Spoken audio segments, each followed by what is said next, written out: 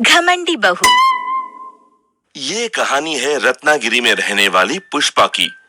पुष्पा का बेटा शहर में नौकरी करता है। वो अपने पति के साथ गांव में रहती और पूरे दिन बेटे को याद करती। पता नहीं आज मेरे नंदू ने खाना खाया होगा या नहीं। अरे पुष्पा, क्यों नहीं खाया होगा? आज मैंने कटहल बनाया है। मेरे नंदू को बहुत पसंद है कटहल की सब्जी। जब तुझे नंदू की इतनी याद आ रही है तो तू कुछ दिनों के लिए शहर क्यों नहीं चली जाती? मैं गवारीन बुढ़िया, यहाँ मेरा सुबीता नहीं बना तो? हमने 25 साल उसकी देख रेख की है, वो कुछ दिन तो कर ही सकता है। ये तो लाख टके की बात कही आपने। इस समय नया चावल और गुड़ भी है, वही लेकर चली जाती हूँ। पुष्पा ने ढेर सारा सामान लिया और शहर पहुँच गई। अरे माँ, अगर बताया होता तो मैं लेने के लिए गांव आ जाता। अकेले कितनी परेशानी हुई होगी। अरे माला, देखो तो कौन आया है। आती हूँ। अरे वाह, सासू माँ। अरे माँ के लिए चाय शाय तो लेकर आओ, थक गई होगी। जी, अभी लाई। बहू चाय के साथ गर्मा गर्म पकौड़े भी बना लाई। कुछ दिन बहू ने सास की बहुत सेवा की। चाय, नाश्ता, खाना सब समय पर और खाली समय में पैर भी दबाती थी। फिर एक दिन, माला, मैं ऑफिस के काम के लिए कश्मीर जा रहा हूँ। तुम माँ का ख्याल रखना, ठीक है? जी हाँ, आप निश्चिंत होकर जाएं। अब तो ऐसा ख्याल रखूंगी कि माँ जी परलोक पे भी नहीं भूलेंगी। बहू, 11 बज गए। कुछ चाय नाश्ता हो तो दे दो मुझे। सासू माँ, बुढ़ापे में जीभ पर कंट्रोल रखना चाहिए। चलो मैं खुद ही बना लेती हूँ। सास खाना बना के लाती है। आओ बहू, तुम भी खा लो। सुबह से कुछ तुमने भी तो नहीं खाया। नहीं नहीं, मुझे नहीं खाना, मैं तो डाइटिंग कर रही हूँ। अच्छा ठीक है, मत खाओ, पर पास में आकर बैठो तो सही। सासू माँ, मुझे और भी सैकड़ों काम रहते हैं, आपकी तरफ फुर्सत में नहीं रहती। अब पुष्पा की बहू उसे समय सर खाना भी नहीं देती थी। बहू, 10 बज गए, मुझे खाना दे दो। माँ जी, पूरा दिन काम में लगी रहती हूँ मैं। आपको ज्यादा भूख लगे तो खुद बना लिया करो ना। पुष्पा बहू का ये बदला रूप देखकर बहुत दुखी थी।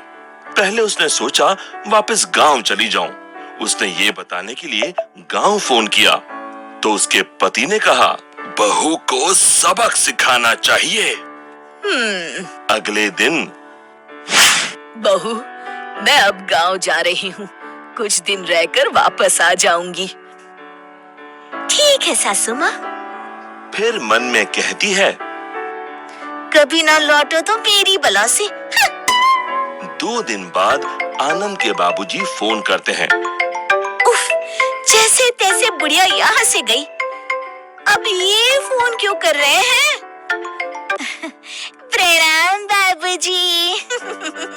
वहाँ से आते समय एक्सीडेंट में तुम्हारी माँ चल बसी। क्या? हाँ? सासू माँ। मेरी प्यारी सासू माँ। 13 दिन बाद तुम 13वीं के लिए गांव आ जाना। जी बाबूजी। उफ, भला चली। चलो टीवी देखती हूँ, मेरा सीरियल आ रहा होगा। उसी दिन नितिन भी कश्मीर से लौट आया। उसके सामने भी माला ने रोने धोने का बहुत नाटक किया। रात को उसे एक साया दिखा, जैसे कोई उसके पीछे से निकला है। उसने मुड़कर देखा पर कोई नहीं था।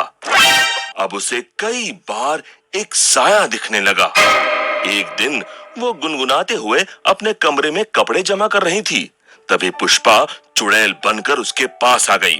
वो जोर से चिल्लाई, बचाओ, बचाओ, कोई बचाओ मुझे। तभी आनंद वहां भागते हुए आया। वो जाकर आनंद के पीछे छुप गई। मुझे बचा लीजिए, नहीं तो सासू माँ का भूत मुझे मार डालेगा। पर क्यों माँ, ऐसी क्या गलती हो गई हम लोगों से?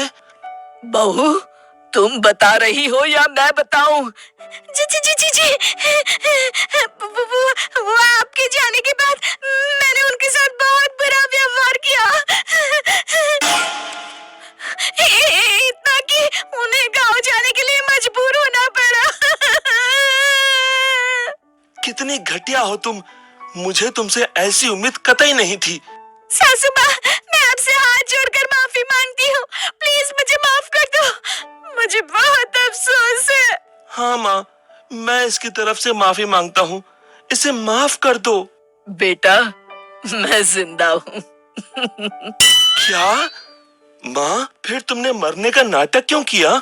बहू को सबक सिखाने के लिए मैंने मरने का और चुड़ैल बनने का नाटक किया था।